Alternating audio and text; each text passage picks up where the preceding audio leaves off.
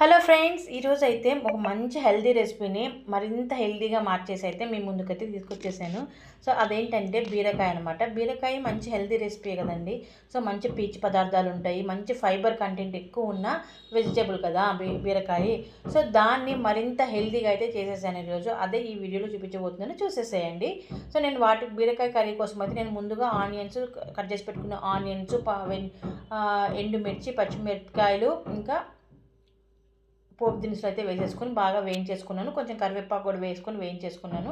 ఆ తర్వాత కట్ చేసుకొని పెట్టుకున్న బీరకాయ ముక్కలను అయితే బాగా వాష్ చేసేసుకొని సో ఈ బాండీలో అయితే వేసేసుకొని కొంచెం వేగిన తర్వాత సో ఇది మరింత హెల్తీ రెసిపీ అని చెప్పాను కదా, ఇప్పుడే అండి ఇందులో ఈ పౌడర్ వేయడం వల్ల ఈ రెసిపీ మరింత హెల్తీగా అయితే అవుతుంది. అదే మునగాకు పౌడరు. సో మనం రెగ్యులర్గా మునగాకు పౌడర్ని తీసుకోవడం వల్ల చాలా మంచి హెల్త్ బెనిఫిట్స్ ఉన్నాయి. షుగర్ కంట్రోల్ అవుతుంది, మంచి కాల్షియం అనమాట.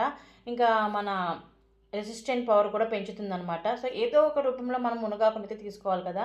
సో మనము మునగాకు ఏదో ఒక రూపంలో తీసుకోవాలని చెప్పేసి మనం మునగాకు పప్పులు ఇలాంటివి ఎక్కువ తినలేము, రోజు తినలేము కాబట్టి సో నేనైతే ఈ విధంగా మునగాకును అయితే పౌడర్ చేసుకొని ఊరి నుంచి తెప్పించుకున్నాను అనమాట. మా అత్తగారితో తెప్పించుకొని దీన్ని అయితే స్టోర్ చేసుకున్నాను. దీన్ని అయితే ప్రతి వెజ్ కర్రీలో అయితే రోజు ఒక స్పూన్ యాడ్ చేయాలని చెప్పేసి అనుకున్నాను అనమాట. సో ఇదే అనండి మంచి హెల్తీ రెసిపీ. మీకు కూడా నచ్చితే ఖచ్చితంగా ట్రై చేయండి. సో ఈ రెసిపీ మీకు నచ్చినట్లయితే ఖచ్చితంగా నా ఛానల్ అయితే లైక్ చేసి సబ్స్క్రైబ్ చేసేసుకోండి.